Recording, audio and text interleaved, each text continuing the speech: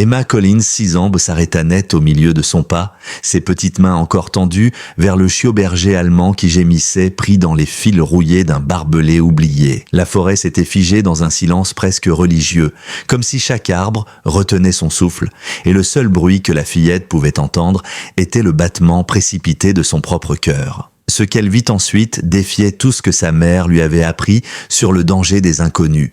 5 immenses bergers allemands surgirent de la lisière des arbres comme des ombres rendues vivantes, leurs yeux ambrés fixés sur elle avec une intensité qui fit trembler ses genoux. Le plus imposant, une femelle marquée de cicatrices anciennes qui barrait son museau, avança d'un pas mesuré, la tête basse, chaque muscle prêt à bondir. À quelques maisons de là, Dorothy Miller laissa tomber sa tasse de café qui se brisa en 1000 morceaux sur le carrelage de sa cuisine.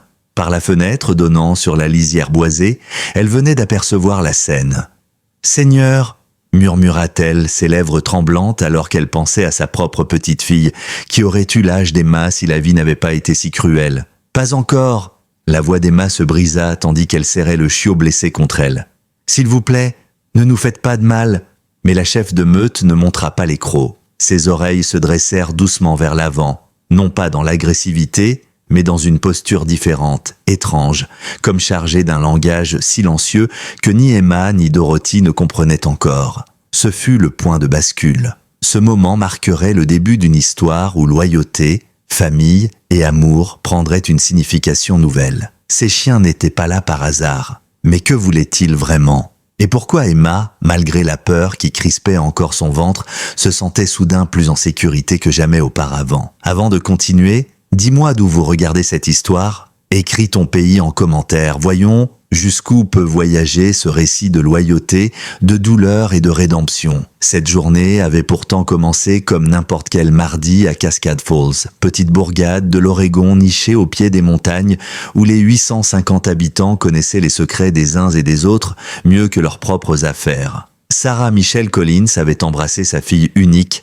Emma, dès 5h30 du matin, son uniforme de serveuse déjà froissé après 2 doubles services passés à Millie's Diner. Les pourboires n'étaient jamais suffisants, mais l'hiver approchait et il fallait absolument acheter une nouvelle paire de chaussures d'école à Emma. « Sois sage pour Dorothy, ma chérie », avait murmuré Sarah en lissant les cheveux blonds miel de la petite. « Maman sera de retour avant la tombée de la nuit. » Emma Rose Collins était ce genre d'enfant qui remarquait tout. Elle observait la façon dont les merles inclinaient la tête avant de plonger leur bec dans la terre pour chercher des vers. Elle voyait comment les chats errants venaient systématiquement se réfugier près de son goûter. Elle devinait aussi pourquoi certains anciens du village semblaient si terriblement seuls, même lorsqu'ils étaient entourés de monde. À 6 ans, elle portait déjà une vieille âme enrobée dans des couettes et des salopettes tachées d'herbe.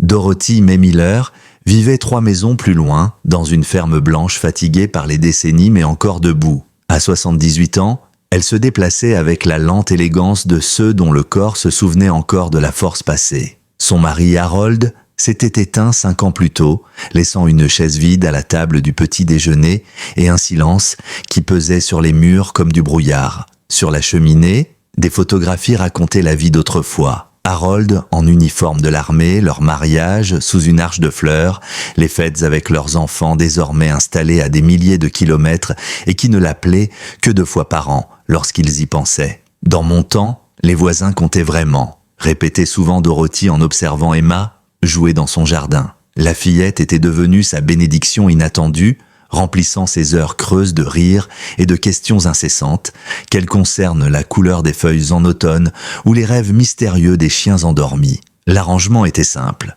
Pendant que Sarah enchaînait les services, Dorothy s'occupait d'Emma. Mais ce qui avait commencé par nécessité s'était transformé en une affection profonde et sincère. Dorothy préparait les déjeuners, aidait aux devoirs, lisait le soir des histoires où les princesses n'attendaient pas d'être sauvées, mais se sauvaient elles-mêmes. Et derrière sa maison commençait une forêt sauvage qui s'étendait à perte de vue dans les montagnes de l'Oregon. Ce territoire appartenait aux cerfs, aux ours noirs occasionnels et à toutes sortes de créatures qui vivaient parmi les érables et les sapins de Douglas. Depuis 3 ans, ce secteur était confié à un garde forestier du nom de Marcus Turner. Âgé de 42 ans, il se déplaçait avec une précision militaire, uniforme impeccable, camion de service entretenu comme une pièce de musée. Les voisins respectaient sa discipline.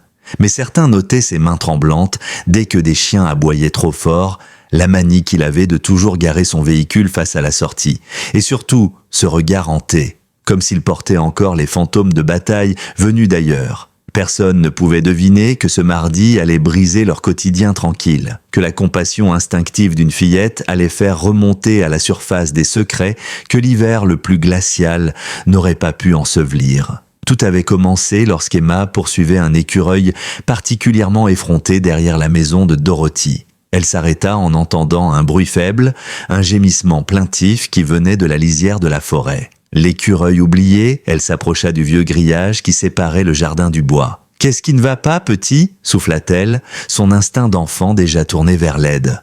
Le gémissement se fit plus pressant quand elle glissa par une planche desserrée et s'enfonça parmi les feuilleuses mortes.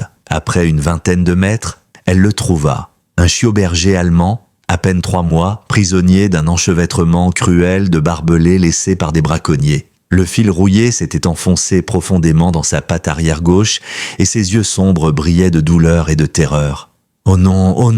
souffla Emma en tombant à genoux. Le sang collait le pelage noir et feu du petit et son corps tremblait d'épuisement. Sans hésiter, elle commença à défaire le métal avec ses doigts, ignorant les coupures que le barbelé infligeait à ses paumes. « C'est bon, bébé. Je vais t'aider, je te le promets. » Sa voix douce ressemblait à celle que Dorothy utilisait pour panser les bobos. Le chiot gémit faiblement mais ne résista pas comme s'il avait déjà reconnu en elle une alliée. Finalement, après d'interminables secondes, le dernier fil se détacha. Le petit tenta de se relever, mais sa patte cédait aussitôt et il s'effondra. Emma ôta sa chemise à carreaux préférée, ne gardant qu'un débardeur, et enroula délicatement le membre blessé. Depuis la fenêtre de sa cuisine, Dorothy surveillait distraitement la fillette tout en vérifiant la cuisson d'une tarte aux pommes. Lorsqu'elle vit Emma disparaître vers la forêt, ses instincts protecteurs s'éveillèrent. « Emma Rose Collins ?» appela-t-elle en s'avançant plus vite qu'elle ne l'avait fait depuis longtemps. « Tu sais très bien que tu n'as pas le droit de... » Ces mots s'étranglèrent quand elle distingua la silhouette de l'enfant agenouillé, serrant contre elle un chiot ensanglanté. Mais ce n'était pas seulement la vue du chiot blessé qui glaça Dorothy. C'était la reconnaissance immédiate qu'elle lut dans ses cicatrices, dans son port. Elle connaissait cette lignée. « Éloigne-toi de ce chiot, tout de suite !» ordonna-t-elle d'une voix basse mais ferme, la voix d'une femme qui avait passé 30 ans à entraîner des chiens militaires et policiers. « Mais Dorothy, il saigne !»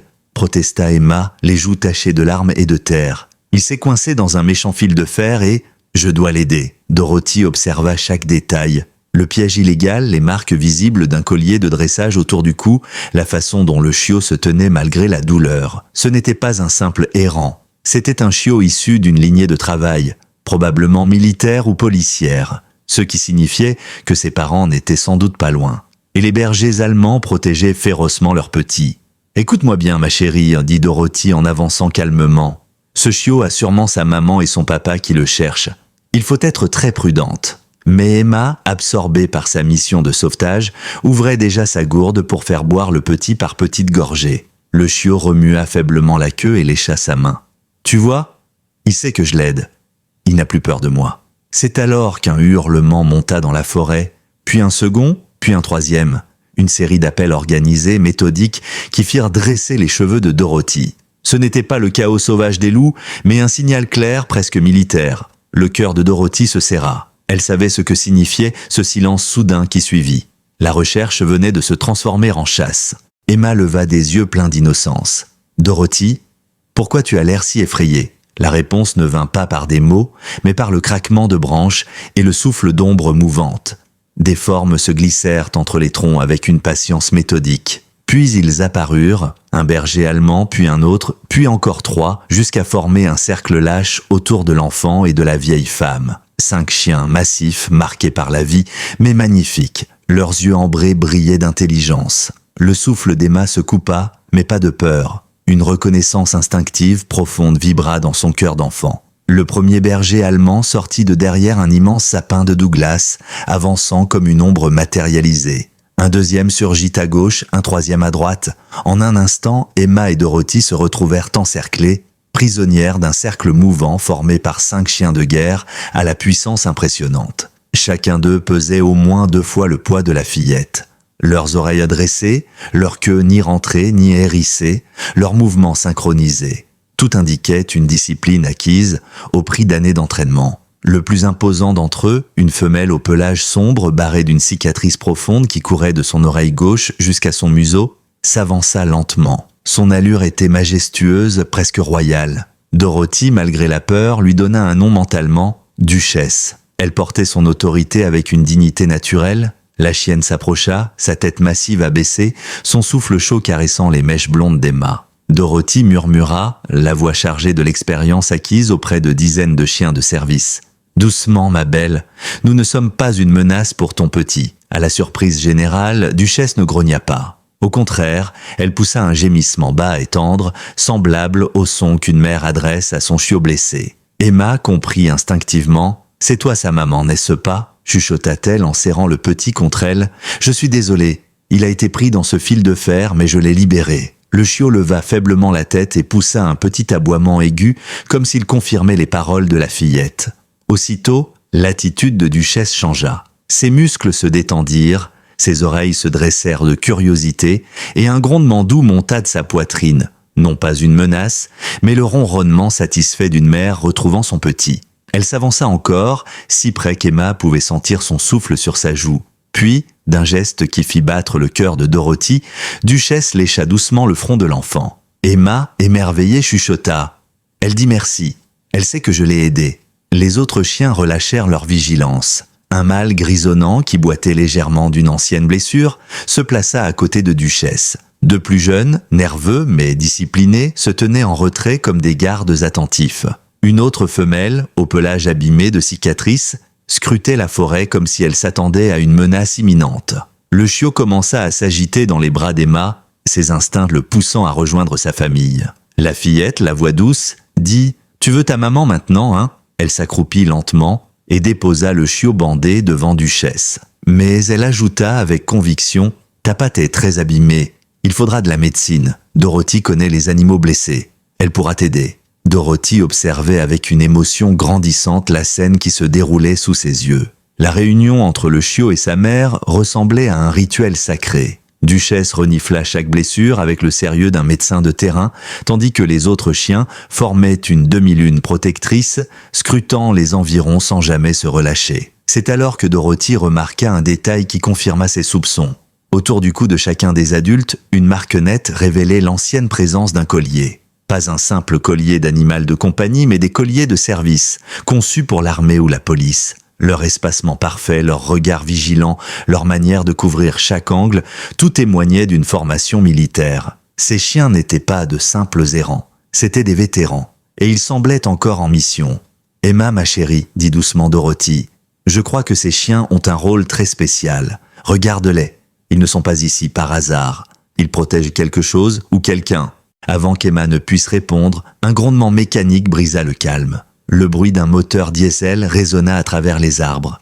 Les chiens réagirent immédiatement. Leurs oreilles se dressèrent d'un coup, leurs corps se raidirent, et un grognement sourd monta de la gorge du mâle grisonnant. Duchesse s'interposa aussitôt entre Emma et la source du bruit. Les autres formèrent un mur vivant, serrant leurs rangs pour protéger la fillette et la vieille femme. À travers les branches, on aperçut le camion du service forestier. Marcus Turner approchait, le visage fermé, ses mains crispées sur le volant. Dorothy distingua ses épaules rigides et la pâleur de ses jointures agrippées au volant. La radio de bord crépitait, transmettant des messages confus au sujet de chiens agressifs signalés dans la zone. Emma sentit l'atmosphère changer. « Dorothy, pourquoi les chiens ont peur du garde forestier ? Il est censé être gentil, non ?» Dorothy comprit aussitôt. Son instinct de dresseuse lisait les chiens comme un livre ouvert. Ils n'étaient pas simplement inquiets.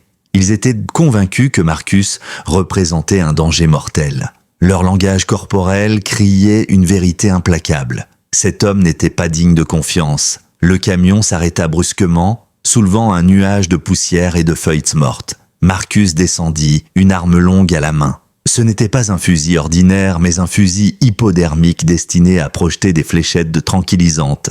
Ses mains tremblaient légèrement alors qu'il avançait. « Madame Miller !» cria-t-il d'une voix tendue qui trahissait plus la panique que l'autorité. « Vous et l'enfant devez vous écarter immédiatement. Ces animaux sont dangereux et j'ai reçu l'ordre de neutraliser toute menace. Dorothy sentit ses dents se serrer au mot « neutraliser ». C'était le jargon froid qu'elle avait déjà entendu dans l'armée. Cela ne signifiait qu'une chose, tuer. Elle répondit avec calme mais fermeté, « Ces chiens n'ont montré aucun signe d'agressivité, Marcus. La fillette a trouvé un chiot blessé et la meute est simplement venue le récupérer. C'est un comportement normal, pas une attaque. » Emma, toujours serrant le chiot, leva les yeux vers l'homme, confuse. Duchesse ne bougeait pas, son regard ambré, fixé sur le garde forestier comme une sentinelle prête à donner sa vie. « Normal ?» répliqua Marcus, la voix brisée par un tremblement. « Madame Miller, vous n'avez aucune idée de ce dont une meute de chiens sauvages est capable. Vous savez combien d'enfants sont attaqués chaque année? Vous voulez vraiment qu'elle soit une statistique ?» Mais Dorothy, qui connaissait trop bien les chiens pour se laisser duper, voyait autre chose. Elle remarqua les cicatrices sur le museau du vieux mâle, typique de blessures par explosion. Elle nota la boiterie d'un autre, signe évident d'éclat de shrapnel. Ces animaux portaient les marques indélébiles de guerre lointaine. « Marcus, dit-elle en plissant les yeux, quand avez-vous consulté pour la dernière fois les registres des unités canines de cette région? Parce que, sauf erreur, ces chiens ne sont pas sauvages. Ce sont des vétérans. Regarde leur formation, leur discipline. Ce ne sont pas des errants, mais des survivants entraînés. » Le visage de Marcus perdit toute couleur. Sa main se crispa encore plus sur l'arme. « Impossible, balbutia-t-il. Aucune unité n'est active ici. » Emma, attentive à chaque détail, sentit la tension vibrer dans l'air. Elle remarqua que le chiot, calme quelques instants plus tôt, se remit à geindre dès que Marcus parlait. Mais à la voix de Dorothy, il se détendait. Elle serra le petit contre elle et chuchota à Duchesse « Qu'est-ce que tu essayes de nous dire à propos de lui ?» La grande chienne tourna la tête vers l'enfant et émit un grondement étrange, presque conversationnel, comme si elle voulait partager un secret. Dorothy, qui avait passé sa vie avec les bergers allemands, n'avait jamais entendu un tel son. À cet instant, à 3 kilomètres de là, Sarah Collins vivait sa propre panique. De retour de son service, elle trouva le lit de sa fille vide et la maison de Dorothy silencieuse. La voiture de l'aînée était là, mais ni elle ni Emma n'étaient visibles. « Dorothy, Emma !» cria Sarah, la gorge serrée. Sa voisine, Madame Patterson, sortit de son jardin encore ganté de terre. « Sarah, qu'est-ce qui se passe ?» Emma a disparu. Elles devaient être chez Dorothy, mais elles ne sont nulle part. « Vous les avez vues ?» L'expression de la vieille dame se fit grave. « J'ai vu le garde forestier Turner passer tout à l'heure. Il s'enfonçait sur la route de service. Et maintenant que j'y pense, j'ai entendu des chiens hurler tout à l'heure. C'était bizarre à cette heure-là. » Le sang de Sarah se glaça. Sa fille adorait les animaux, parfois à l'excès. Si elle avait entendu un chien en détresse, « J'appelle la police », dit-elle, les doigts tremblants sur son téléphone. Dans la forêt, la tension atteignait son paroxysme.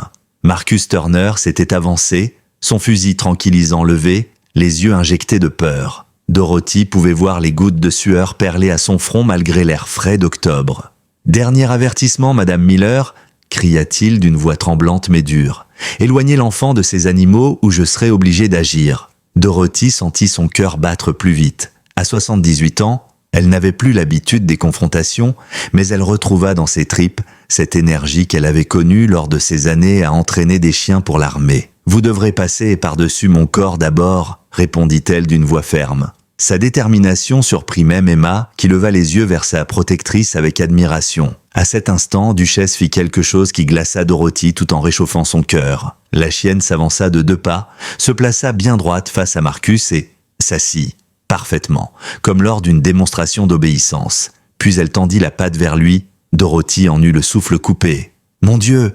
souffla-t-elle. Elle montre qu'elle est dressée. Elle essaie de prouver qu'elle n'est pas une menace. Mais au lieu de se calmer, le visage de Marcus se crispa de rage mêlée de panique. Ses yeux devinrent fous. Son doigt se resserra sur la gâchette. « Non !» cria soudain Emma, sa voix d'enfant résonnant comme un coup de tonnerre. Elle se leva, serrant toujours le chiot contre elle, et fit face aux gardes armés avec le courage brut que seuls les enfants pouvaient avoir. « Tu ne peux pas leur faire de mal. Ce sont de bons chiens, ils ont sauvé leur bébé, et maintenant, ils nous protègent. » Avant que Marcus ne réagisse, une voix puissante surgit derrière lui. « Emma Rose Collins, éloigne-toi de ces animaux tout de suite. » Sarah venait d'arriver, haletante, guidée par les voix et par l'instinct maternel. Elle vit la scène, sa fille encerclée par 5 chiens géants, Dorothy à ses côtés et le garde forestier pointant une arme sur eux. « Qu'est-ce que c'est que ça, bon sang ?» lança-t-elle, le visage livide de peur et de colère. Marcus sursauta, surpris par son arrivée. « Madame, reculez, il s'agit d'une situation dangereuse ?» Mais Sarah ne céda pas. « La seule menace que je vois ici, c'est vous qui braquez un fusil sur ma fille », siffla-t-elle en s'interposant. Ce fut alors que la meute fit quelque chose de remarquable. Au lieu de rejeter Sarah comme une étrangère, leur formation se réorganisa aussitôt pour l'inclure. Le jeune mâle que Dorothy avait surnommé Scout se plaça devant Sarah comme un garde du corps. La femelle balafrée se posta sur leur flanc, élargissant la barrière protectrice. Désormais, la mère faisait partie du cercle de loyauté. « Tu vois, maman » dit Emma avec une certitude enfantine. « Ils savent que tu es ma maman. Maintenant, ils te protègent aussi. » Dorothy sentit une émotion lui serrer la poitrine. Jamais dans toute sa carrière, elle n'avait vu des chiens réagir ainsi. Ces animaux n'étaient pas simplement dressés. Ils avaient été entraînés à reconnaître et protéger des civils innocents. Et ce qu'ils voyaient en Marcus Turner ne relevait pas de la loyauté, mais d'une menace. « Marcus, » dit Dorothy, sa voix grave, « ces chiens ne réagissaient pas comme ça par hasard. En 30 ans, je n'ai jamais vu une unité canine prendre cette posture face à un représentant de l'autorité. Sauf dans un cas, quand ils savent reconnaître la différence entre un ordre juste et un abus de pouvoir. » Le visage de Marcus passa du blanc au rouge. Ses mains tremblaient de plus en plus. « Vieille folle, tu n'as aucune idée de ce que tu dis, » bredouilla-t-il. Mais Emma, avec la lucidité brute de l'enfance, remarqua un détail que les adultes avaient ignoré. Le chiot qu'elle tenait tremblait chaque fois que Marcus parlait, geignait au son de sa voix, mais se calmait aussitôt quand Dorothy ou Sarah s'exprimaient. Elle comprit. « Maman, » dit-elle d'une voix grave pour son âge, « les chiens ne sont pas effrayés par nous. Ils ont peur pour nous. Ils veulent se nous protéger de lui. » Duchesse, comme pour confirmer, s'avança encore. Son corps se redressa, ses oreilles bien droites, son regard fixé sur Marcus dans une posture de défi. Les autres se synchronisèrent aussitôt. Ce n'était plus une simple défense, c'était une confrontation directe. Marcus fit un pas en arrière, le silence était presque total.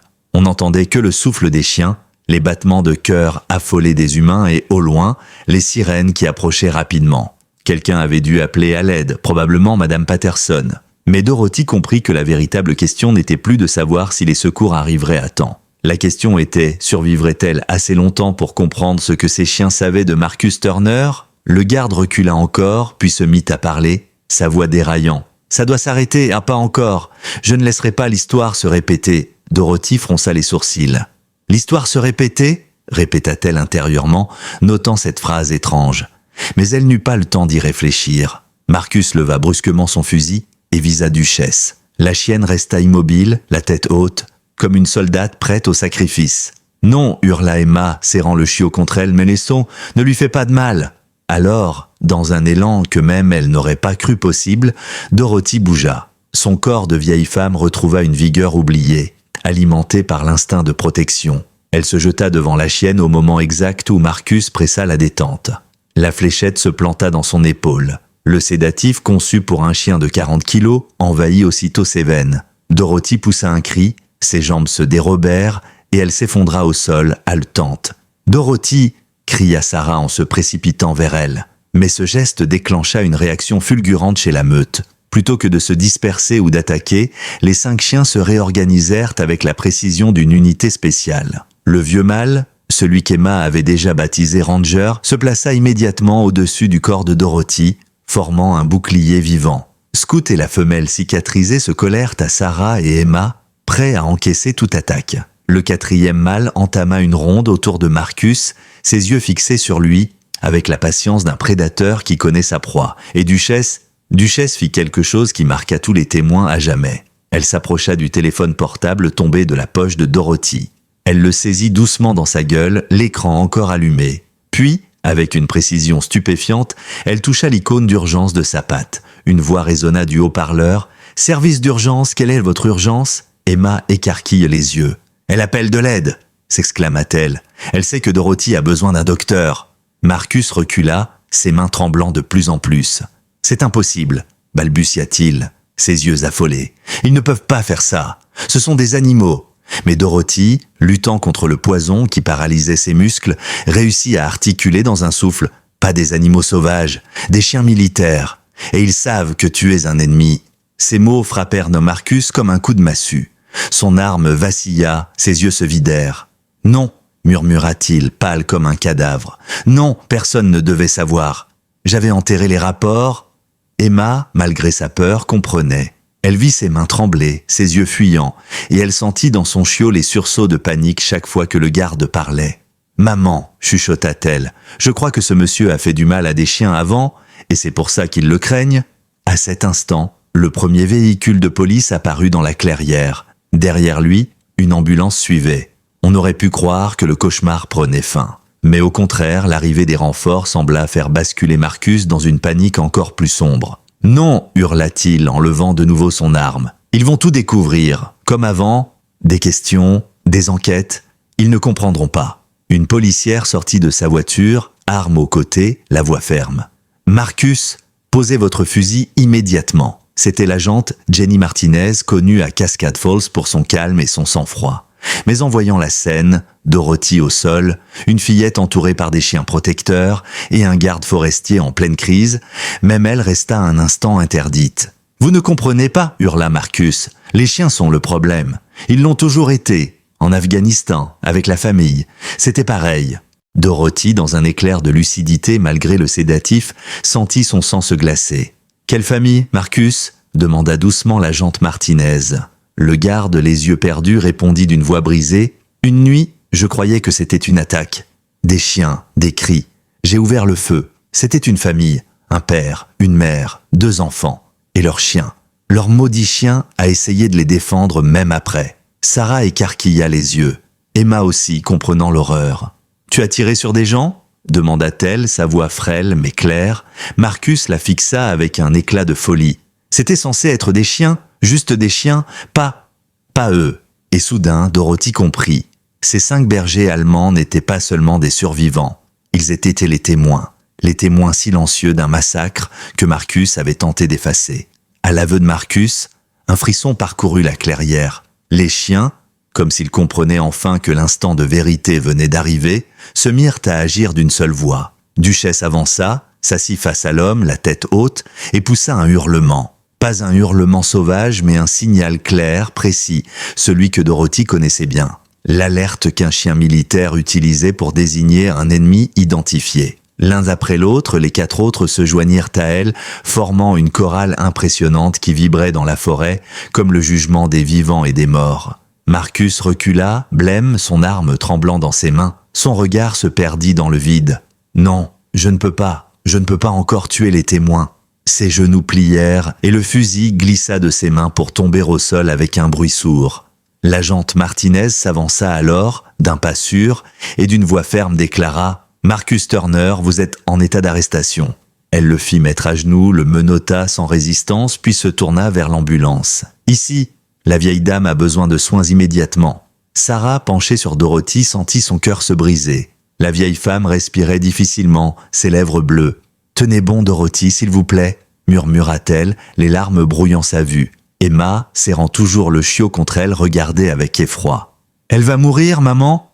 Sa voix tremblait. Sarah, incapable de mentir, répondit d'une voix cassée. « Je ne sais pas, chérie, je ne sais pas. » Duchesse s'approcha alors d'Emma et posa doucement sa tête massive sur les genoux de l'enfant. Ses yeux ambrés semblaient refléter une tristesse presque humaine. Elle savait que la femme qui s'était interposée pour elle et pour son chiot était en train de lutter contre la mort. Emma passa ses petites mains dans son pelage rugueux. « Elle est désolée, » dit-elle doucement. Elle sait que Dorothy est blessée à cause d'elle. Les ambulanciers se précipitèrent. Ils installèrent rapidement Dorothy sur une civière, branchèrent de l'oxygène et vérifièrent de son cœur. « Pouls faible !» lança l'un d'eux. « Préparez de l'adrénaline. » Emma, les yeux emplis de larmes, cria « Sauvez-la ! C'est ma grand-maman choisie. » Sarah la serra dans ses bras. « Ils vont tout faire, ma chérie. Tout faire. » L'ambulance démarra dans un hurlement de sirène, disparaissant dans les arbres. Emma suivit des yeux le véhicule, son cœur battant comme un tambour de guerre. À côté d'elle, la meute ne bougea pas. Ranger resta planté face à la route, comme s'il voulait protéger le chemin de Dorothy. Scout et la femelle balafrée se rapprochèrent de Sarah et d'Emma, se pressant contre elles pour leur offrir chaleur et soutien. Et Duchesse, avec une lenteur presque cérémoniale, posa à nouveau sa patte dans la main de la fillette. L'agente Martinez, témoin de toute la scène, sentit ses certitudes vaciller. Ces chiens n'avaient rien d'errant dangereux. Ils se comportaient comme des soldats, comme des protecteurs. Elle murmura « Ce ne sont pas des bêtes sauvages, ce sont des vétérans ». Elle appela sa centrale par radio, demandant des vérifications sur d'éventuelles unités canines disparues. Puis elle ajouta « Et je veux un dossier complet sur Marcus Turner, service militaire, incident, tout ». Pendant ce temps, Sarah tenta de rassurer Emma. Mais l'enfant, malgré son jeune âge, semblait déjà comprendre la gravité de la situation. « Maman, les chiens nous ont choisis. Ils nous protègent, comme si on faisait partie de leur famille maintenant. » Sarah posa ses yeux sur la meute, tous fixés sur elle avec une intensité bouleversante. Elle comprit. Oui, ces chiens les avaient adoptés. Quelques heures plus tard, à l'hôpital, Sarah et Emma patientaient dans une salle saturée d'odeurs de désinfectant. Emma serrait un petit chien en peluche que des bénévoles lui avaient donné. Mais ce n'était pas la même chose que Buddy, le chiot blessé, qui avait été conduit chez le vétérinaire. L'absence de Dorothy et des chiens pesait sur la fillette comme une ombre. Enfin, une femme en blouse apparut. Dr Patricia Chen, cardiologue. Son visage affichait ce masque neutre que portent les médecins quand ils s'apprêtent à annoncer une vérité difficile. « Madame Collins ?» demanda-t-elle doucement. Sarah se leva, Emma agrippée à sa main. « Je suis le Dr Chen, cardiologue de Madame Miller. Est-ce que vous êtes de sa famille ?»« Pas de sang » répondit Sarah, la gorge serrée. « Mais de cœur, c'est la grand-maman choisie de ma fille. Elle est tout pour nous. » Le médecin s'accroupit devant Emma à hauteur de ses yeux. Sarah comprit aussitôt, c'était mauvais signe. On ne se mettait pas à la hauteur d'un enfant pour annoncer des banalités. « Emma, c'est vrai que tu es très proche de Madame Miller ?» demanda la docteure. La fillette hocha la tête, les larmes aux yeux. « Elle m'apprend des choses, elle me fait des tartes. Elle écoute toujours mes histoires. Est-ce qu'elle va s'en sortir ?» Dr Chen inspira profondément. « Elle est très malade, ma chérie. Le produit qui lui a été injecté était beaucoup trop fort pour un être humain, surtout à son âge.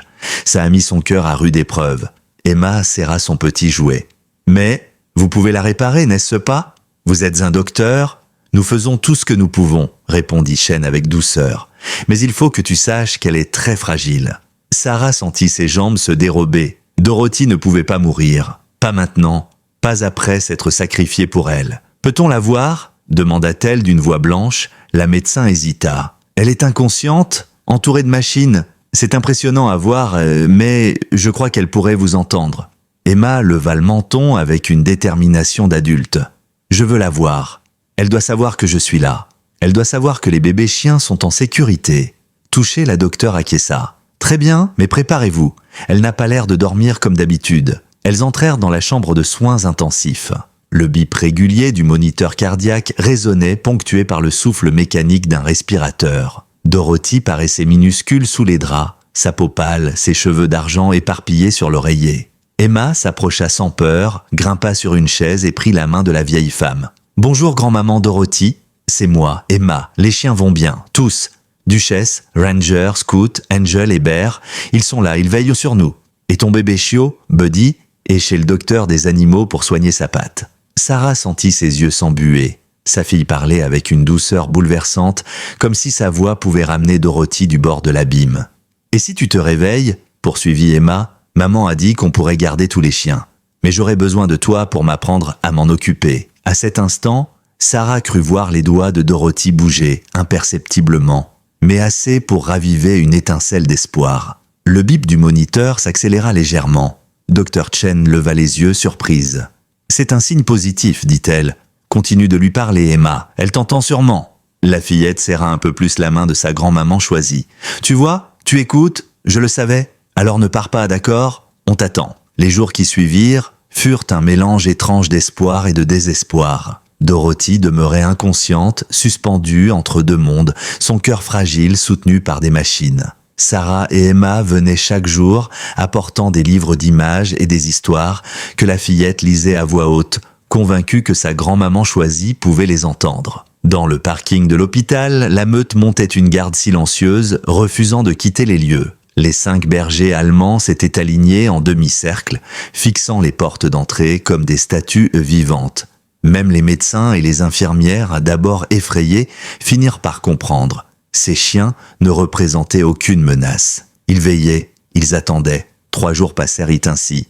Emma avait pris l'habitude de saluer les chiens à chaque arrivée et à chaque départ. Elle s'asseyait parfois sur le trottoir, Buddy endormi sur ses genoux, tandis que Duchesse posait son énorme tête sur ses épaules comme pour la rassurer. « Elle sait que je suis triste », confiait la fillette à sa mère. Sarah voyait bien que quelque chose d'extraordinaire s'était créé. Une fusion entre leur petite famille et la meute. Le 4e matin, tout bascula. Sarah préparait un café dans la cuisine de Dorothy. Elles avaient temporairement emménagé dans la maison de l'aîné pour s'occuper de la meute lorsque son téléphone sonna. L'écran affichait le numéro de l'hôpital. Elle décrocha le cœur battant. « Madame Collins, ici le docteur Chen. Je pense que vous devriez venir immédiatement. » Le mug échappa aux mains tremblantes de Sarah et se brisa sur le carrelage. Emma, qui nourrissait Buddy avec un petit morceau de pain, leva les yeux. « Maman, Dorothy est morte ?» demanda-t-elle avec une terrible lucidité. « Je ne sais pas, chérie, mais on doit y aller tout de suite. » Elles filèrent en voiture, suivies par le camion prêté par l'agente Martinez qui transportait la meute. À leur arrivée, Dr Chen les attendait à la porte des soins intensifs. Mais son expression n'était pas la même que les fois précédentes. Elle semblait ébahie. « Elle s'est réveillée ?» annonça-t-elle simplement. « Il y a 1 heure, Madame Miller a ouvert les yeux et a demandé ses filles. » Emma éclata en sanglots de soulagement, se jetant dans les bras de sa mère. « Elle est vivante !» Sarah avait du mal à y croire. « Vraiment ? Elle est très faible, » précisa la cardiologue. « Son cœur reste fragile et la convalescence sera longue, mais son esprit est intact. C'est un miracle médical pour être franche. » Lorsqu'elles entrèrent dans la chambre, elles découvrirent Dorothy redressée contre ses oreillers, un fin tuyau d'oxygène au nez, des perfusions encore branchées à ses bras, mais ses yeux brillaient de lucidité. Elle aperçut Emma et tendit une main tremblante. « Voilà ma brave petite », souffla-t-elle d'une voix cassée. « Laisse-moi te regarder. » Emma grimpa sur la chaise, serra la main de sa grand-maman choisie et dit « On a eu tellement peur. Le docteur a dit que ton cœur travaillait trop fort à cause du mauvais médicament. » Dorothy ferma les yeux un instant, la douleur de ce souvenir traversant son visage. « Cet homme, Marcus, est-ce qu'il est parti? Est-ce que vous êtes en sécurité ?» Sarah répondit depuis l'encadrement de la porte. « Il est en prison, il a tout avoué. Le massacre de la famille, la tentative de dissimulation, tout, il ne fera plus jamais de mal à personne. » Dorothy inspira profondément, puis ses yeux s'illuminèrent d'une lueur inquiète. « Et les chiens? La meute ?» Emma s'empressa de sourire malgré ses larmes. « Ils sont là. Ils n'ont pas bougé du parking depuis 3 jours. Même Duchesse t'a appelé, elle a appuyé sur le bouton de ton téléphone. » L'émotion submergea Dorothy. « Ils m'attendent, » murmura-t-elle, des larmes roulant sur ses joues. Sarah ajouta « L'agente Martinez dit que vous pouvez les garder, qu'ils vous ont choisi. » Comme pour confirmer, un hurlement coordonné monta depuis le parking. Duchesse lançait un appel, aussitôt rejoint par Ranger, Scout, Angel et Bear. Dorothy, bouleversée, porta sa main à sa bouche. « Ils savent que je suis réveillée. » Le lendemain, contre toute attente, Dorothy fut transférée dans une chambre ordinaire. Sa récupération étonnait les médecins. Lorsqu'elle quitta l'hôpital, assise dans un fauteuil roulant qu'Emma poussait avec fierté, la scène fit pleurer même les plus endurcis. Les 5 chiens se précipitèrent autour d'elle, mais sans un geste brusque, comme s'ils savaient qu'elle était fragile. Duchesse posa sa tête dans son giron et Dorothy murmura « Je suis fière de toi, ma fille, de vous tous. Vous avez protégé l'innocent. Harold vous aurait aimé. » De retour à la maison, la vie prit une nouvelle tournure. Sarah avait quitté son second emploi grâce à l'indemnité obtenue lors du procès de Marcus Turner. Elle s'était inscrite à un programme d'assistante vétérinaire, un rêve qu'elle croyait perdu. Emma, elle, avait pris l'habitude de dresser Buddy avec une patience et une intelligence qui étonnaient même Dorothy. « Regarde, grand-maman Dorothy !» s'exclamait-elle dans le jardin. « Assis, reste, viens !» Et le chiot, encore un peu maladroit, exécutait chaque ordre avec enthousiasme. La meute observait de loin, paisible. Leur jour de vigilance fébrile était terminé. Ils restaient proches, mais leur attitude s'était transformée. Moins de tension, plus de sérénité. Duchesse régnait toujours en matriarche, mais son autorité n'avait plus la dureté d'autrefois. Elle était confiante. Elle avait retrouvé une famille. 6 mois passèrent ainsi. Le jour du 8e anniversaire d'Emma arriva, transformant la maison Miller Collins en véritable scène de fête. Dans le jardin, décoré de guirlandes et de ballons, la fillette rayonnait. Dorothy, désormais aidée par une canne décorée de petites pattes peintes par Emma, supervisait les préparatifs depuis sa chaise longue. Sarah apportait un énorme gâteau au chocolat surmonté de bougies en forme de chien. Tous les voisins s'étaient rassemblés. L'agente Martinez, devenue une amie proche, leva un verre de limonade en disant « À la famille en la plus improbable de l'Oregon et à la petite fille qui nous a rappelé ce que veut dire le courage. » Le docteur Chen, venu spécialement de Portland, renchérit. « En 30 ans de médecine, je n'ai jamais vu une guérison comme celle de Dorothy. C'est la preuve que parfois, avoir une raison de se battre fait toute la différence. » Emma souffla ses bougies d'un seul coup. « J'ai souhaité qu'on reste tous ensemble pour toujours. » annonça-t-elle avec un sourire tranquille. Dorothy, émue, murmura « Tu as déjà tout ce qu'il faut pour que ton vœu se réalise, ma chérie. » La journée se termina dans les rires, les aboiements joyeux et le sentiment que cette famille hors norme avait trouvé sa place. Pourtant, lorsque le soleil se coucha, Emma, assise entre Sarah et Dorothy, eut une pensée qui fit vibrer tout le monde. « Vous savez, je crois que nous nous sommes tous trouvés parce qu'on était un peu cassés. Dorothy parce que papy Harold est parti, maman parce que papa est mort, moi parce que parfois je me sens différente des autres enfants, et les chiens parce que leur soldat est mort. Mais ensemble, les morceaux se sont recollés. » Un silence respectueux suivit. Dorothy serra la petite dans ses bras. « Tu as raison, ma chérie. Les choses brisées se comprennent mieux entre elles, mais ensemble, elles peuvent former quelque chose d'encore plus fort. » Le soir de l'anniversaire d'Emma, après le départ des invités, la maison retrouva un calme apaisant. Les chiens s'étaient installés en cercle dans le jardin comme à leur habitude, formant une barrière de sérénité autour de leur nouvelle famille. Buddy, épuisé par une journée entière de jeu, s'était endormi au pied du lit de la fillette. Sarah rangeait la cuisine, encore émue par le discours de l'agente Martinez et par la présence du docteur Chen, tandis que Dorothy savourait chaque seconde de ce bonheur retrouvé. Dorothy se laissa aller dans son fauteuil, observant les flammes crépiter dans la cheminée. Elle soupira, mais ce n'était pas de fatigue. C'était le soupir de quelqu'un qui avait cru que sa vie touchait à sa fin et qui découvrait qu'un nouveau chapitre venait de s'ouvrir. « Tu sais, Sarah, dit-elle d'une voix douce, il y a 6 mois, je pensais que mes jours étaient comptés. J'attendais juste la fin. Mais ce soir, j'ai l'impression d'avoir rajeuni de 20 ans. » Sarah hocha la tête. « Vous nous avez sauvés. Sans vous, Dorothy, je n'ose même pas imaginer... » Mais la vieille femme leva une main. « Non, ce n'est pas moi. C'est elle. » Et elle désigna Emma, qui riait encore en discutant avec Duchesse comme si la chienne comprenait chaque mot. Emma s'approche, sérieuse. « Grand-maman Dorothy, est-ce que tu crois que tout ça a été écrit ? Que c'était prévu qu'on se rencontre, nous, les chiens et toi ?» Dorothy prit le temps de réfléchir. « Je crois, ma petite, que l'amour trouve toujours un chemin. Même quand on croit qu'il est perdu, il revient sous une autre forme. Peut-être que Harold, et peut-être que le soldat qui avait entraîné ses chiens, nous ont guidés, chacun depuis son côté, pour qu'on devienne une famille. » Comme pour confirmer, Duchesse leva brusquement la tête et poussa un long hurlement. Mais ce n'était pas le hurlement d'alerte qu'elles avaient entendu dans la forêt. C'était un chant grave et solennel, une plainte ancienne, celle que les chiens de guerre adressent à leurs compagnons tombés. Un à un, Ranger, Scout, Angel et Bear se joignirent à elle. Ensemble, ils formèrent une mélodie étrange et poignante qui fit frissonner les humains. Emma, poussée par un élan qu'elle ne comprenait pas tout à fait, s'avança au centre du cercle et éleva sa propre voix. Ce n'était pas un chant articulé, mais une note pure, soutenue, qui s'accorda miraculeusement aux voix canines. Sarah et Dorothy se prirent la main, les larmes aux yeux. Cette communion entre une enfant et 5 vétérans à 4 pattes dépassait l'entendement. C'était un hommage, une prière, une promesse. Lorsque le chant prit fin, un silence sacré emplit le jardin. Emma revint vers Dorothy et Sarah, le visage illuminé d'une paix intérieure. « Ça, dit-elle avec une certitude rare pour son âge, c'est ça le bonheur. Pas seulement quand on rit ou qu'on fait la fête, mais quand on sait que tout le monde qu'on aime est en sécurité et qu'on est à la bonne place. » Dorothy sourit, ses rides se creusant doucement. « Tu deviendras une merveilleuse adulte, Emma Rose.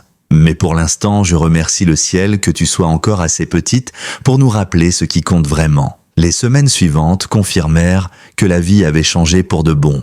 Sarah poursuivait son programme d'assistante vétérinaire avec enthousiasme. Emma s'investissait chaque jour dans l'éducation de Buddy qui, sous son regard attentif, se transformait de chiot maladroit en jeune chien prometteur. Quant à la meute, elle avait trouvé un rôle nouveau, non seulement protectrice, mais aussi thérapeutique. Grâce au vétérinaire local, les 5 bergers allemands furent officiellement certifiés comme chiens de thérapie. Ils commencèrent à visiter les maisons de retraite, les écoles et même l'hôpital où Dorothy avait frôlé la mort. À chaque sortie, les habitants de Cascade Falls assistaient à la même scène.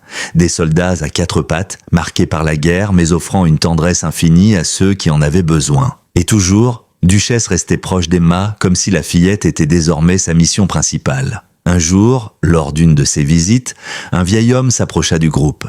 Il portait une casquette de vétéran et marchait avec lenteur, appuyé sur une canne. Ses yeux se remplirent de larmes en voyant les cicatrices de ranger et la posture disciplinée de scout. « Ces chiens, dit-il d'une voix tremblante, je reconnais leur marque, je sais ce qu'ils ont traversé. » Dorothy engagea la conversation. L'homme se présenta, James Morrison, vétéran du Vietnam. Il avait lui aussi travaillé avec des bergers allemands sur le terrain. S'agenouillant avec précaution, il posa ses mains ridées sur le pelage de Duchesse. « Merci, murmura-t-il. Merci d'avoir pris soin d'eux.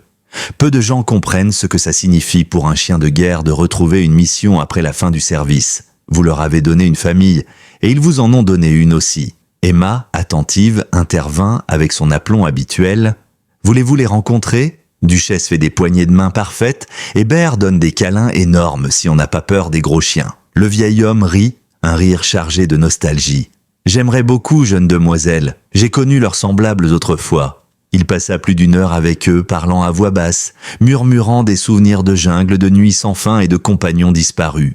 Les chiens semblaient comprendre. Ranger en particulier posa sa tête sur les genoux de l'ancien soldat et ne bougea plus, comme s'il retrouvait un frère d'armes perdu depuis longtemps. Chacun de leurs cicatrices raconte une histoire, expliqua James à Emma. Ce sont des héros. Et toi, petite, tu vis avec des héros. Emma hocha la tête avec une évidence désarmante. Je sais, mais pour moi, ce sont aussi ma famille. Et les héros peuvent être de la famille, pas vrai? L'ancien soldat baissa les yeux, ému. Tu as plus de sagesse que bien des adultes. Quand James repartit, Dorothy sentit une paix profonde.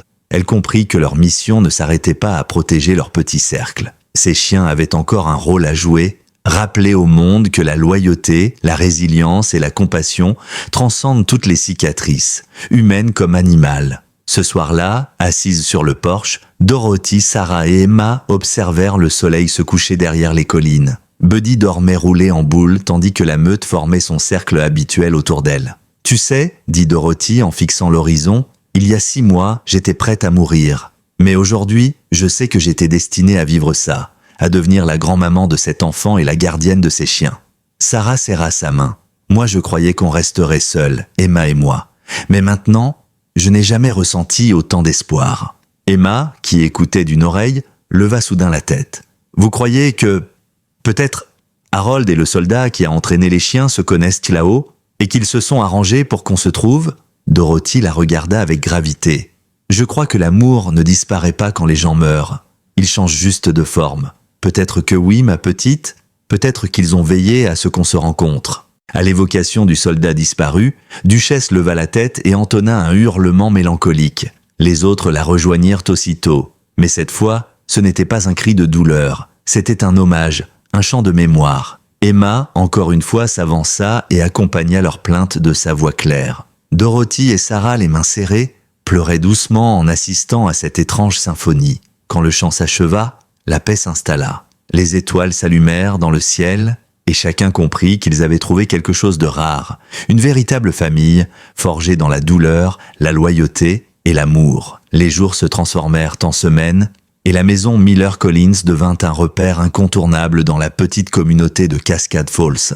Tout le monde connaissait désormais l'histoire. L'enfant qui avait sauvé un chiot, la meute de bergers allemands qui avaient choisi une nouvelle famille, et la vieille femme revenue de la mort pour protéger ceux qu'elle aimait. Les voisins venaient régulièrement déposer des friandises pour les chiens, ou des gâteaux pour Emma. Les plus âgés, qui d'ordinaire vivaient dans une solitude résignée, trouvaient dans cette maison une chaleur qu'ils croyaient perdue. Dorothy s'était remise plus lentement qu'elle l'aurait voulu, mais chaque progrès était célébré comme une victoire. Elle marchait désormais avec une canne décorée par Emma de petites pattes colorées et plaisantait souvent. « On dirait que j'ai une armée qui me suit à chaque pas. » Et ce n'était pas faux. Duchesse restait toujours à sa gauche, Ranger à sa droite, les autres formant un rempart discret derrière elle. Sarah, de son côté, avait retrouvé un équilibre qu'elle croyait impossible. Ses études d'assistante vétérinaire lui redonnaient confiance, et son emploi du temps, allégé depuis l'arrestation de Marcus et l'indemnité obtenue, lui permettait de passer plus de temps avec sa fille. Elle se surprenait parfois à sourire sans raison, simplement parce qu'elle n'était plus seule à porter le poids du monde. Quant à Emma, elle avait grandi d'une manière que même Dorothy peinait à comprendre. Sa sensibilité envers les animaux se renforçait de jour en jour. Elle pouvait deviner l'humeur de chaque chien d'un simple regard. Buddy, qui n'était plus qu'un petit chiot fragile, devenait un jeune chien vif, déjà discipliné, mais toujours affectueux. « Il m'écoute parce qu'il sait que je l'aime », expliquait-elle. Dorothy hochait la tête, émerveillée. Et c'est la meilleure base pour dresser un chien, l'amour avant tout. Un après-midi d'automne, alors que les feuilles rouges et dorées tapissaient le jardin, un événement marqua profondément la famille. L'agente Jenny Martinez se présenta, un dossier épais sous le bras. Après avoir salué les chiens, qui, chose rare, l'avaient intégrée à leur cercle de confiance, elle s'assit à la table de la cuisine. « J'ai des nouvelles de l'armée », dit-elle. Le silence tomba immédiatement. Elle ouvrit le dossier. Ces 5 chiens appartenaient bien à une unité militaire. Leur maître, le sergent William Ace, est mort en mission il y a 1 an. Après sa mort, les chiens devaient être rapatriés et placés dans des familles d'accueil spécialisées. Mais pendant le transport, ils ont disparu. L'armée n'a jamais communiqué sur ce détail, mais il semble évident maintenant qu'ils se sont échappés et qu'ils ont survécu seuls, jusqu'à vous trouver. Dorothy baissa les yeux vers Duchesse qui la fixait avec ses prunelles ambrées, pleines d'intelligence. « Alors, c'est vrai, vous avez perdu votre soldat. » Emma caressa doucement le museau de la chienne. « Mais maintenant, elles nous ont trouvés. » L'agente hocha la tête. Officiellement, elles appartiennent encore à l'armée, mais vu leur rôle dans l'arrestation de Marcus Turner et vu la médiatisation de cette affaire, j'ai plaidé pour qu'elles soient réaffectées à une famille en civil. En clair, à vous. Sarah écarquilla les yeux. Vous voulez dire qu'elles seront vraiment à nous? Qu'elles ne risquent pas d'être reprises? Exactement, confirma Martinez avec un sourire. Ces chiens vous ont choisi. Et je crois que vous êtes la seule famille capable de leur offrir la paix qu'ils méritent. Emma sauta de joie, serrant Buddy contre elle. « Tu entends, Duchesse? Tu n'as plus à avoir peur. Tu es chez toi pour toujours ?» La chienne inclina la tête et poussa un grondement doux, presque un ronronnement. Dorothy, émue, murmura « Voilà ce que veut dire une seconde chance. » Les mois suivants, la réputation de la meute grandit. On les appelait les gardiens de Cascade Falls. Des articles furent publiés, des journalistes vinrent interviewer Dorothy et Sarah, et Emma fut même invitée à raconter son histoire à l'école. Mais la petite resta toujours la même, préférant passer ses après-midi à lancer des bâtons à Bear ou à apprendre de nouveaux tours à Buddy. Un soir d'hiver, alors que la neige recouvrait la ville d'un voile immaculé, Dorothy se surprit à contempler par la fenêtre ce tableau improbable. Une enfant qui riait aux éclats, 5 bergers allemands aux cicatrices visibles mais au cœur apaisé et un chiot maladroit qui essayait de suivre le rythme. Elle sentit ses yeux se brouiller de larmes. Elle pensa à Harold, à tout ce qu'elle avait perdu et comprit soudain. Elle avait gagné encore plus. « Tu vois, Harold ?» murmura-t-elle pour elle-même. « J'ai retrouvé une mission. Ces enfants et ces chiens me rappellent que la vie vaut encore la peine d'être vécue. » La neige continuait de tomber, douce et silencieuse, comme pour sceller la promesse que cette nouvelle famille, née de la douleur et du courage, resterait soudée à jamais. L'hiver s'installa à Cascade Falls, et avec lui, un nouveau rythme de vie. Chaque matin, Emma se réveillait au son des griffes des chiens sur le parquet, impatient de la voir. Duchesse déposait parfois une balle au pied de son lit, comme une invitation à commencer la journée dans la joie. Rangée, fidèle comme une ombre, se postait devant la porte pour s'assurer que rien ne puisse la menacer. Angel, la femelle balafrée, restait souvent couchée près de Dorothy, comme si elle avait compris que la vieille dame avait besoin de chaleur et de réconfort. Un samedi matin, Sarah les emmena tous au marché de la ville. La scène attira immédiatement l'attention, une fillette tenant Buddy en laisse, suivie par 5 bergers allemands au port digne et à la démarche coordonnée. Les habitants s'arrêtaient pour les observer, certains prenaient des photos, d'autres osaient timidement s'approcher pour caresser les chiens. « Ce sont les héros de la forêt », soufflait une vieille dame en les voyant passer. « Ceux qui ont sauvé cette petite. » Sarah souriait, fière, mais surtout reconnaissante. Dorothy, appuyée sur sa canne, recevait félicitations et bénédictions de la part de ses voisins. Elle répondait toujours avec modestie « Ce n'est pas moi, ce sont eux. Ces chiens sont les véritables héros. Moi, je n'ai fait que suivre mon cœur. Mais tout le monde savait que sans son geste courageux, ni Emma ni les chiens ne seraient là aujourd'hui. Au printemps, un projet inattendu vit le jour. L'agente Martinez, touchée par l'histoire, proposa d'organiser des visites dans les écoles environnantes. Les enfants pourraient rencontrer la meute, entendre l'histoire de leur survie et comprendre la valeur de la loyauté et de la compassion. Dorothy hésita au début, mais Emma plaida avec enthousiasme. « S'il te plaît, grand-maman Dorothy, les autres enfants doivent de savoir que les chiens ne sont pas dangereux quand on leur donne de l'amour. » Finalement, elle accepta. La première visite eut lieu dans le gymnase de l'école primaire. Les enfants, d'abord intimidés par la taille des bergers allemands, finirent par se précipiter pour les caresser, émerveillés de voir ces chiens obéir à la voix douce d'Emma. Buddy exécuta quelques tours simples, déclenchant des applaudissements. Duchesse, avec sa prestance habituelle, se plaça près de la fillette comme pour la présenter officiellement au monde. Dorothy prit la parole, sa voix encore fragile mais claire. Ces chiens ont connu la guerre, la perte et l'abandon. Mais ils ont choisi de faire confiance à nouveau. Ils ont choisi de protéger plutôt que de blesser. Si eux ont trouvé une nouvelle famille, alors chacun de nous peut trouver un nouveau départ. Les enseignants et les parents furent bouleversés. L'histoire dépassait largement le cadre de la petite ville. Très vite, les invitations se multiplièrent. D'autres écoles, des maisons de retraite, des centres communautaires. Partout où ils allaient, la meute diffusait le même message. La force n'est pas dans la peur, mais dans l'amour et la fidélité. Un soir, après une de ces visites, Sarah s'assit dans le jardin avec Dorothy et Emma. Le crépuscule baignait la maison d'une lumière dorée. Les chiens formaient leur cercle protecteur, Buddy roulait en boule contre les pieds d'Emma. Sarah regarda sa mère de cœur et sa fille, puis souffla. « Je crois que nous avons trouvé plus qu'une famille. Nous avons trouvé une mission. » Dorothy hocha lentement la tête. « Oui, une mission qui nous dépasse. » Emma, les yeux levés vers les étoiles naissantes, murmura. Peut-être que le soldat qui les avait dressés voulait ça, qu'ils trouvent une famille qui en avait besoin. Et peut-être que Papy Harold lui a donné un coup de main de là-haut. Dorothy sentit une larme rouler sur sa joue, mais c'était une larme de gratitude. « Tu sais quoi, ma petite ? Je crois que tu as raison. » Quelques semaines plus tard, un événement marqua un nouveau tournant. Le vétérinaire local remit officiellement un certificat. La meute entière était reconnue comme chien de thérapie et d'assistance communautaire. Cela signifiait qu'il pourrait entrer dans les hôpitaux, les maisons de retraite et même accompagner Emma dans certains lieux publics. Ce jour-là, la fillette rayonnait de fierté. « Tu vois, Duchesse, maintenant, tout le monde sait que vous êtes de vrais héros. » La chienne répondit par un coup de langue affectueux sur la joue de l'enfant, arrachant des rires à tous ceux qui observaient la scène. La maison vibrait d'une nouvelle énergie.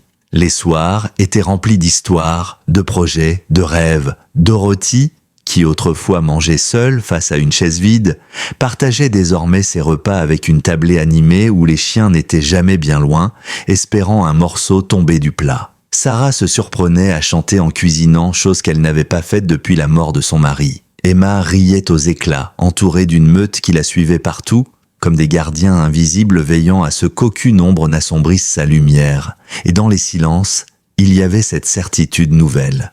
Quoi qu'il arrive, il n'était plus seul. L'été arriva, et avec lui un sentiment de renaissance. Le jardin de la maison débordait de vie, fleurs en plein éclat, rire d'Emma et la meute qui s'ébattait librement comme si elle avait enfin trouvé sa terre promise. Buddy, devenu plus robuste, suivait partout Duchesse qui le corrigeait parfois d'un coup de museau, comme une mère sévère mais juste. Un soir, alors que le soleil disparaissait derrière les collines, Dorothy regarda sa famille élargie et dit doucement « Vous savez, j'ai cru que ma vie se terminait dans la solitude. Mais aujourd'hui, je comprends qu'elle ne faisait que commencer. » Sarah lui prit la main. « Vous nous avez sauvés, Dorothy. Sans vous, rien de tout cela n'existerait. » Emma, blottie contre Duchesse, ajouta avec gravité « Non, ce sont les chiens qui nous ont sauvés. Et toi, tu as choisi de croire en eux. » Un silence tendre s'installa, seulement troublé par le souffle régulier des chiens qui veillaient autour d'elle. Dorothy leva les yeux vers les étoiles. Peut-être que l'amour ne disparaît jamais. Il change de forme. Et parfois, il revient sous la forme d'une enfant courageuse, d'une mère fatiguée et de 5 chiens au cœur brisé. Ensemble, ils deviennent une famille. Emma sourit, certaine. Une famille pour toujours.